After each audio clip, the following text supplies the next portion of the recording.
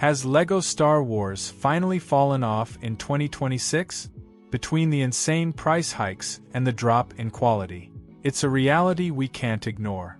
Today, we're finding out if this is the true downfall of the theme. Star Wars is probably LEGO's most successful theme. They make a lot of money selling these sets, and there are many people buying them, too. In previous decades, from the early 2000s to the 2010s, LEGO offered a variety of fantastic sets. Specifically, from 2012 to 2016, the theme reached what I consider its peak era. However, after 2020, things changed dramatically.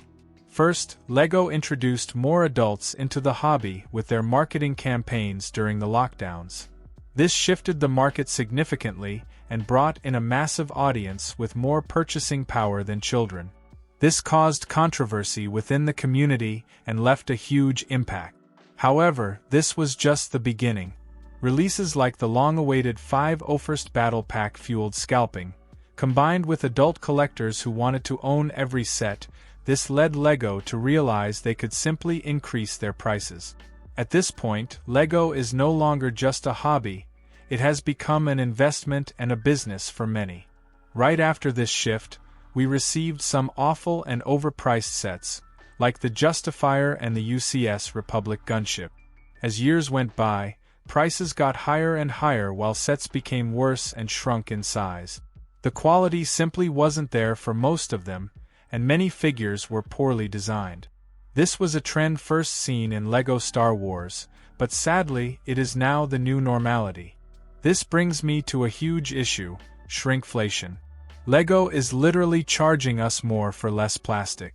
Look at the 2007 MTT compared to the one we got in 2025. We went from a massive droid carrier to a stubby version that costs $160. However, to be fair, smaller doesn't always mean worse. Sometimes, LEGO trades size for structural integrity and detail. Take the 2024 Imperial Star Destroyer 75394, compared to older Playscale versions. While it might have a slightly smaller footprint than the 2014 model, it is a much sturdier and cleaner build. But the true downfall, the year I believe LEGO Star Wars really fell off, was 2025. From the January wave featuring Ahsoka's Jedi Interceptor, to the summer wave with the Juggernaut and the 327th Battle Pack, and finally to the $1,000 Death Star in October, that year was a mess. The sets were absurdly priced, and the figures suffered from numerous flaws. Take, for example, the Republic Juggernaut retailing for $160, the 327th Clone Battle Pack at $45 with those sloppy clone troopers. And don't even get me started on the helmet holes. Honestly, they're just annoying. They were supposedly added so we could attach rangefinders or visors, but let's be real, most of us don't even use them for that. They just leave these random, gaping holes on the side of every helmet for no reason. It's a total mess and makes the figures look way cheaper than they should be, especially when you realize the placement is completely inaccurate to the source material. It's a classic case of LEGO choosing functionality that nobody asked for over the actual look that makes these figures worth collecting. It's just bad design, plain and simple. Finally, aforementioned $1,000 Death Star, one of the theme's biggest failures. Figures like Commander Bakara and Commander Bly also suffered from inaccuracies and missing details. Don't get me wrong, there were some highlights, such as the General Kenobi figure with arm printing, and sets like the V-19 Torrent and the Playscale Slave one. Now, in 2026, there is another issue that annoys a large portion of the community: the Smart Brick sets.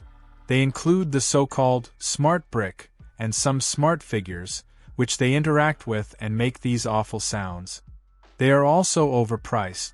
Take the Throne Room Duel, which is $160, and their design is just disgusting. In my opinion, smart sets are a waste of money and resources from LEGO, as the fanbase they created themselves won't buy a single smart set. I know these are meant to be for kids, but I think kids don't like them either, and I hope their parents won't pay for these. It is a very frustrating situation, and I get why people like to hate on these sets so much. I don't know what will happen in the future, but I hope LEGO learns from their mistakes and stops releasing overpriced and low-quality sets. I want to say, though, that there are some recent sets that I really enjoyed and are among my favorite sets of all time. Some examples are the Imperial Star Destroyer from 2024, as well as the V-19 and the UCS Slave One from last year. The Mandalorian and Grogu movie sets also look interesting, and I'm looking forward to them. I also know a lot of you have questions about the investing side of things. Honestly, there's a huge debate in the community about whether LEGO investing should even be a thing in the first place. A lot of people argue that it's this exact mindset that destroyed the theme for actual fans, because it turned everything into a commodity rather than a toy. Since that's a massive, complicated topic, I'm going to save it for a completely separate video. For now, I'm sticking to the design and value of the products themselves. I don't think we can call this the final downfall of LEGO Star Wars just yet. We aren't seeing a total collapse, but an obvious downgrade compared to previous years. But what do you think? Is Star Wars over or not yet? Let me know in the comments and hit that like button. Subscribe to the channel if you are new so you don't miss future videos. Thanks for watching.